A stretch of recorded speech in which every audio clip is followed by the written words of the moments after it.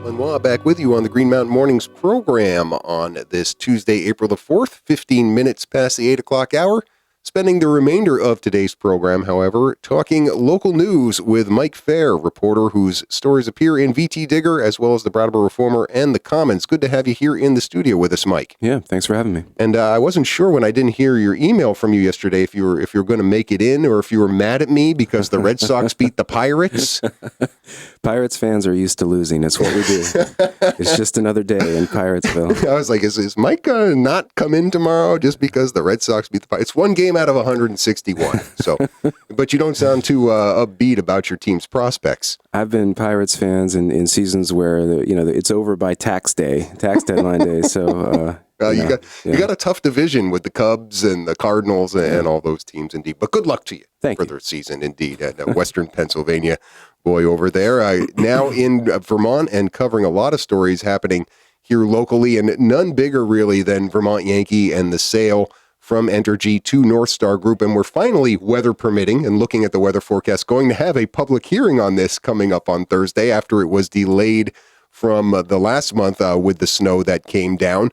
And you have a couple different stories about this in the past week. Let's get to the one that was published in Wednesday's paper last week about the Abenaki tribes granted intervener status. Now, there was some question about this because they had missed the deadline to apply, but ultimately the Public Service Board, it sounds to me that they're kind of like erring on the side of abundance as far as letting everybody into this process. Yeah, I mean, what the state said is there were two different tribes, and both were actually late. They missed the deadline for applying for this intervention status.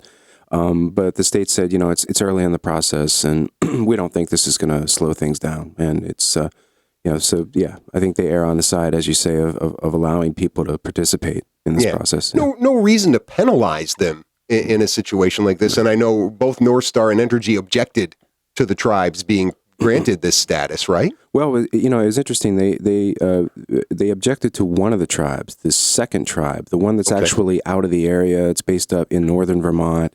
And they objected to it on timeliness because it was actually a week later than the other tribe. And they also said that they didn't feel that the group's concerns about future reuse of the site were relevant to the sale. Right. They basically said, look, when we decide what we want to do with that site after we clean it up, we'll get back to the Public Service Board and then we can talk about that. And the state didn't buy that. It was a bit of a surprise to me to see a second tribe granted intervener status, because you and I talked about Rich Holshoe here locally applying for that status, and I think it was the Elnu Abenaki tribe that he applied for initially, and I'll dive in and attempt this, the Abenaki Nation of Missisquoi. Yes. I'm going to go French with it. Rich, if you're listening, 802-254-5286, feel free to correct us on any of these things that we're talking about. But what exactly does it mean for them to have intervener status in this process? Yeah, I mean, all it means, it's essentially giving, it's giving them a seat at the table. You're sort of a formal party. You get to participate in a way that the average citizen doesn't. It doesn't mean when you intervene that you're opposed. In fact, most of the interveners have made a point of saying they're not opposed, but they feel like they have some deeper interest in the sale and its impacts. And so therefore they're going to get involved. And I mean, and it's not something to be done lightly, because this is they call it a quasi-judicial process, and it's very formal. And most of the folks who intervene are not, attorneys. They can't hire attorneys. So it's I admire them for stepping in. Yeah, and given what we're seeing in other parts of the country and the treatment of Native American culturally significant lands, it seems to me to be a wise move on the Public Service Board's part to let the tribes have a seat at the table, and you don't know what's going to come of that. I'm sure if this had to do with the Fort Dummer site there would be a different conversation being had around who has a seat at the table. So good for the state for allowing the Abenaki tribes to have a seat at this. And so they will be there Thursday for this public hearing that's taking place at Vernon Elementary School. Well, you shrugged. Why wouldn't they be? Well, you'd like to think. Okay. I mean, it's not, I don't think it's mandatory, because it is we got to remember that the state's review of the sale of Vermont Yankee is supposed to last into the first quarter of 2018. So this is a long road. And but this is one of just two chances for the entire public to be part of this. So I would imagine but I guess you're right. It's not mandatory. Yeah. I want to take you back to the last Vermont Yankee Nuclear Citizens Advisory Group panel discussion that was on the 23rd of March, and you reported on that last week as well in the different publications that your stories appear in. And this had to do with non-radiological contamination at the site, and the state not feeling that the current owners of Vermont Yankee, Entergy, are completely forthcoming or complete in their accounting of non-radiological contamination? Yeah, this was a new one for me. I mean, I sit through, hour after hour of these meetings, and I thought we'd heard most of the arguments we were going to hear, but at this meeting, the Deputy Secretary of the State Agency of Natural Resources stood up and said, well, our concern is we don't think we know enough about contamination at the site. We don't think we've gotten a full accounting of it. And that sort of perked my ears up, and a lot of people were sort of wondering what that meant. And Entergy pretty quickly stood up and said, well, we don't think that's true.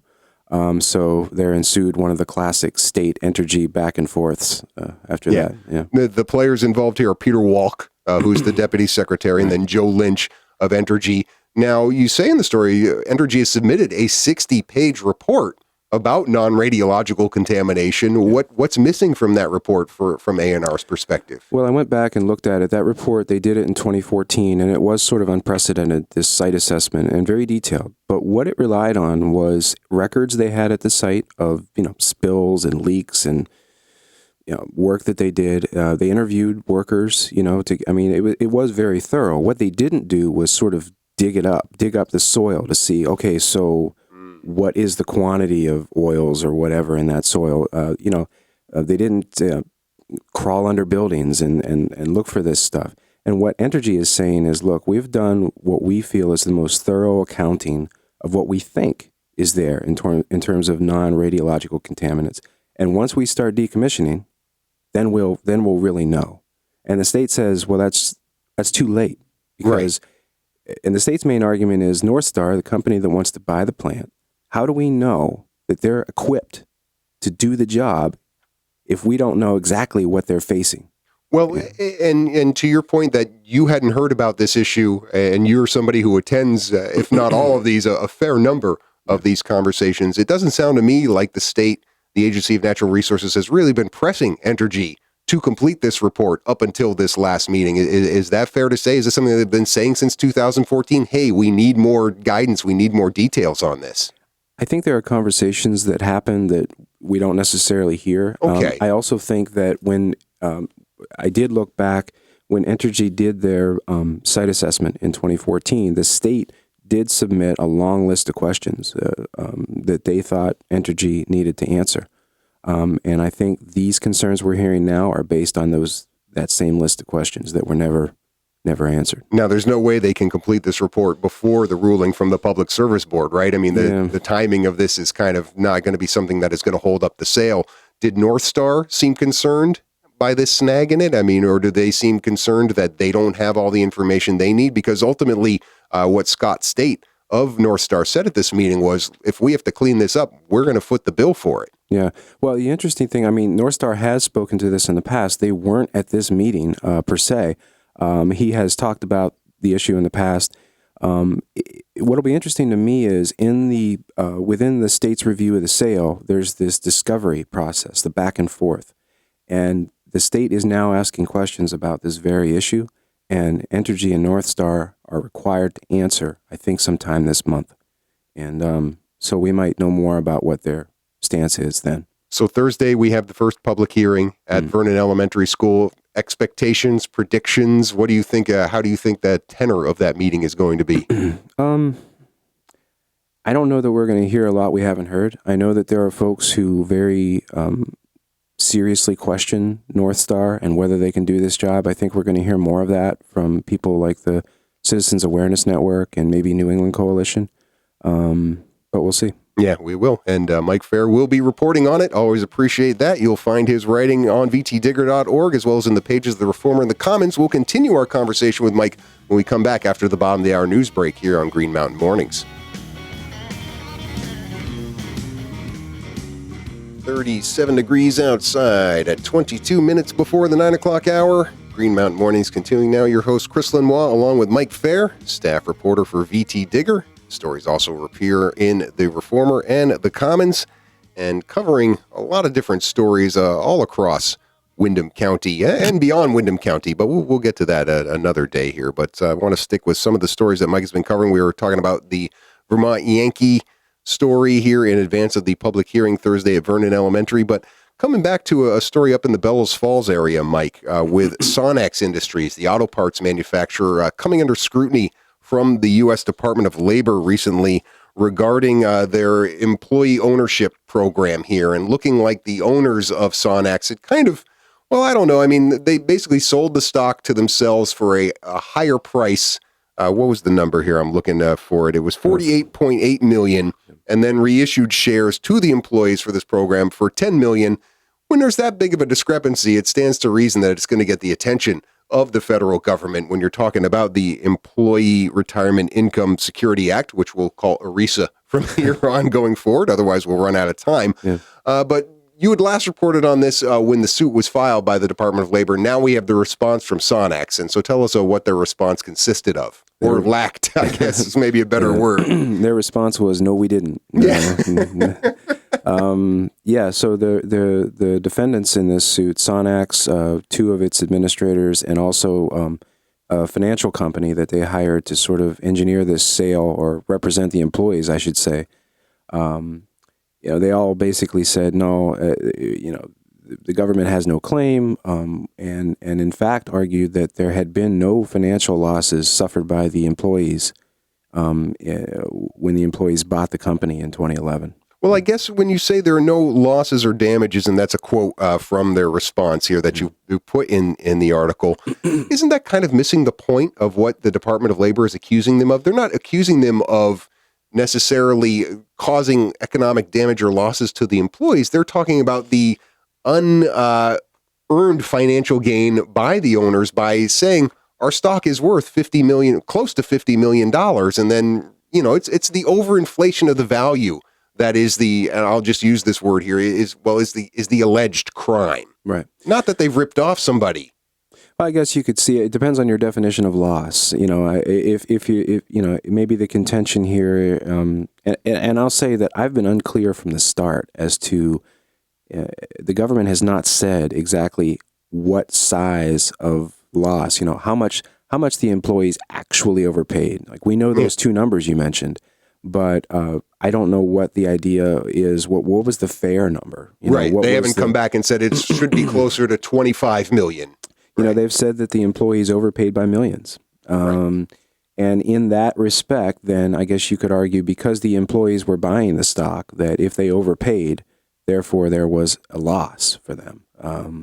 But I was hoping for more substance in the responses from Sonnax and their financial company. And really what we got was sort of a line-by-line denial without much rebuttal. Right. Just saying, no, we didn't, right. was ultimately what they said. Now, many of us in this community, obviously being a small community, know employees at Sonnax. And I've seen statements put out on social media that they don't feel that this has been an issue. At least the people I know who work at Sonnax, I haven't seen anything to the contrary, so I don't want to start putting words in their mouth. But are they making any kind of official statement, the employee owners of this company? Are they making any kind of concerted statement to either in support or against Sonnax in this case? There's been nothing filed in the court documents. In fact, right before these responses were, one of the defendants, the original defendants, was the employee ownership stock program. And we were sort of scratching our heads saying, well, why would they be sued? Yeah. They're supposedly the victim here. But I think there's just sort of, there's been some paperwork filed that essentially they don't have to respond. They're just a party to this. So no, I haven't heard anything from the employees as a group. Okay. Yeah, the current defendants, Tommy Harmon and Frederick Fritz, who were both owners of Sonnax. Sonnax itself, another defendant, and then First Bankers of Illinois, which was the company that brokered this whole deal. Those are the defendants now. It'll be interesting to see if the employee owners do issue some sort of statement either in support or against this, because I think that would clear up a lot of the questions that you have. Yeah, and it'll be interesting to me too as to whether there's some sort of settlement eventually here. I don't know how long this is going to play out. There was a set time period for a response. It was months.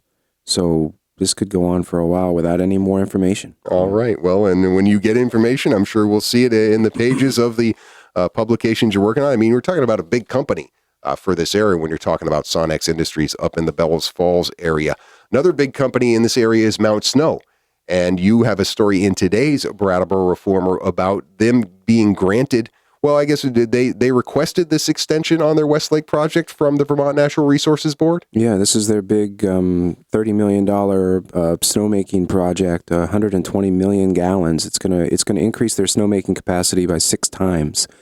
And they asked the state for an extra year, and the state granted it. It's an Act 250 permit. And what this means is they have until October of 2018 to finish it. And why I thought that was significant was, despite all the EB5 funding delays that Mount Snow went through last year, they have been adamant in saying, we're going to have this Westlake project ready for the 2017-2018 ski season. And apparently they're still shooting for that, from what I can tell from the documents, but they're worried now they might not hit that. Now, they have the Act 250 permit, or are there still hearings around that? I'm just trying to anticipate the different snags, because the money has been released through the EB5 program. So what other obstacles are there other than construction obstacles? Are there any other bureaucratic obstacles at this point? No, I don't think so. One of the issues here is that they've had the Act 250 permit for quite a while, but the EB5 mess just pushed everything out further and further and further to the point where now they need these extensions because there are expiration dates, completion deadlines in those original permits. I think the only thing, and they note this in my story, is that they're concerned about things like construction setbacks or. Those are bound to happen when you're digging a pipeline from a water source to the snowmaking source. I mean, Peak Resorts has been trying to do this since they bought the resort over 10 years ago now. So it's nice to see that they have at least all those bureaucratic hurdles cleared and can actually put some shovels in the ground. I think, the problem that they face is that they had to wait so long and stop construction at one point because there was no money, that now they're really concerned about the schedule being almost too tight. Yeah. So a little bit of breathing room there, given until October 2018. I mean, it's incumbent on them for their pass holders to be able to deliver the kind of snowmaking capacity that they want to deliver. We're not going to get winters like we just got every single time around, right? Yeah, that's right. We know all too well. Story you had recently in yesterday's Brattleboro Reformer, but I think it was in the Digger the week before, has to do with Marlboro College leaving Brattleboro this weekend. I didn't realize it was coming up so fast. So talk a little about the impetus for this move. I am sure a lot of people are aware of it, but they're leaving the Marlboro Graduate School campus at 28 Vernon Street. That building is for sale. That's right. Yeah, when the new president came on board at Marlboro in 2015, one of the first things he was looking at was he felt that he needed to better integrate the grad school and the undergrads. And it didn't start out, as I understand it, a conversation of let's move the grad school campus up to Marlboro, but it became that. And in November, the trustees voted to, in fact, bring everybody up on the hill. And as you say, what that means is they've got this big, I think it's a 50,000 square foot building. I might be wrong about that, but it's a big building in downtown Brattleboro that's now for sale. And they bought that building, according to town records, for $3.5 million. Okay. 17 years ago. So. And I know they were playing it pretty close to the vest as far as if they have any prospective buyers for it, but it did sound like something was in the works at least. It's not like it's just going to be sitting there with a for sale sign for a protracted period of time. Yeah, the president told me, I mean, he didn't name names, but he said that he felt that they had a buyer who was deep into their due diligence. And he really feels like they they have a strong bidder for this property. Well, there's a lot of practical reasons that you outline in your article as to why they are moving the graduate school up to Potash Hill, but really it was a cultural issue. So how do they expect the culture to change as far as what's going to be happening up there between the graduate and the undergraduate populations? Well, one of the points they made was that up until now, you could be a graduate student at Marlboro or an undergrad and never see the other campus. Even though they were only about a dozen miles apart, you had no reason to see the other campus. And a lot of the grad students had no idea what was up there.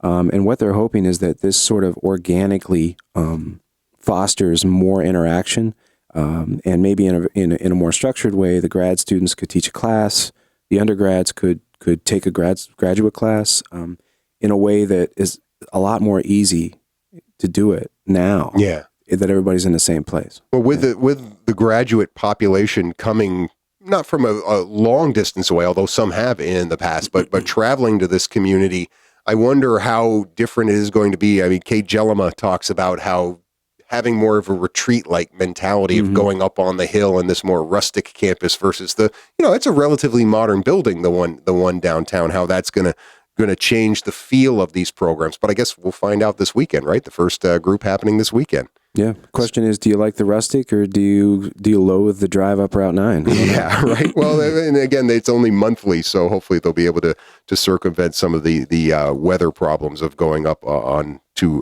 Potash Hill there in Marlboro. But exciting things happening for Marlboro College with regards to both their undergraduate and their graduate school. And another building for sale here in Brattleboro with the Marlboro Graduate School Center. Not necessarily competing with the state over sale of the police barracks, but I thought that was an interesting story as well, that the state police barracks on Western Avenue, Route 9, since the state police has consolidated a number of different departments in Westminster, that's been sitting there for sale and no bidders on this building.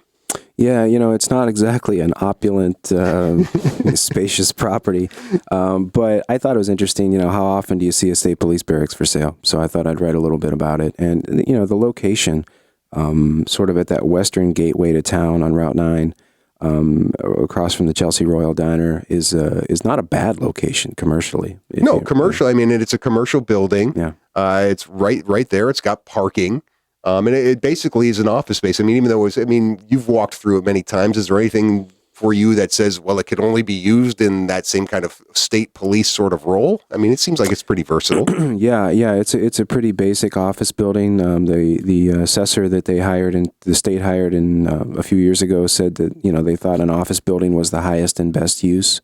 So the question is, there's some parking. I think there's like parking 15 cars, you said. Yep. Yeah, so they think that maybe a small business could use the site. The state wants to get rid of it. They have no need for a building sitting out there in West Brattleboro. No, they're looking at leasing space downtown in the municipal building where the police department is going out of. So yeah, there's a lot of different movement happening here. You had that story in Friday's paper, and I just wanted to bring it up too because you mentioned the assessor, and the town has assessed that property close to $400,000, $391,750 according to the Brattleboro Grand List, but an appraiser by the state assessed its market value at $215,000. Yeah. That is quite a gap. That's quite a gap. $150,000, but that's a story for another time. We're just about out of time with Mike. Anything you're working on this week other than the hearing? You're going down to Vernon on Thursday, I'm sure. Yeah, and there's also an opiate type community conversation event happening Wednesday night in Bellows Falls that I'll be covering. So. All right. Well, we'll be looking forward to that. Looking forward to having you back here at a future date. Thanks, Mike. Thank you. Once again, you'll find his writing at VTDigger.org as well as for the Reformer and Commons. Those websites are reformer.com and commonsnews.org. We'll be back to wrap up this edition of Green Mountain Mornings right after these messages.